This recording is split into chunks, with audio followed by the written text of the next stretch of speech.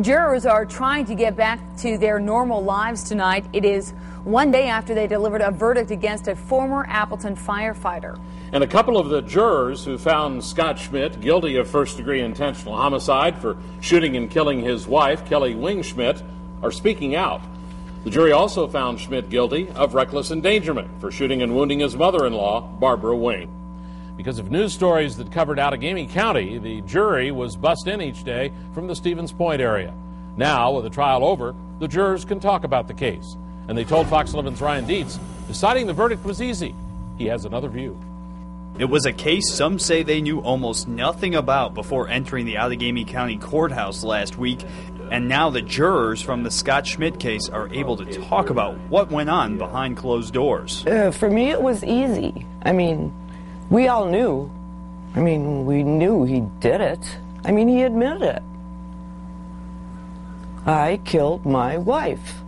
Rose Lorick says it was a unanimous decision to convict Schmidt of intentional homicide, but the other charge for shooting his mother-in-law, Barb Wing, took some work.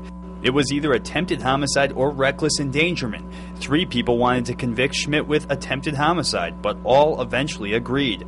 Lorick didn't think Schmidt wanted to kill his mother-in-law. He was after Kelly, not after her. He just, get out of my way. If he would have killed her, he would have. He didn't care. Todd Prutz was one of 3 random jurors picked to be left out of deliberations. While he wishes he was in the room deciding the verdict, he was glad to head home to Stevens Point. It was a relief to be done with it because it's a very stressful and emotional thing that those people went through, and to be a part of it, it was a little stressful. He says even though the jurors couldn't talk about it, they all knew the same thing. It's hard not to argue that there wasn't that he didn't do it intentionally when he got 3 bullets to the head. And after days of bus rides and an exhausting trial, these jurors say they made the right decision. In Portage County, Ryan Dietz, Fox 11 News. Several other jurors told us they did not want to talk about the case. Schmidt's sentencing is scheduled for May 7th.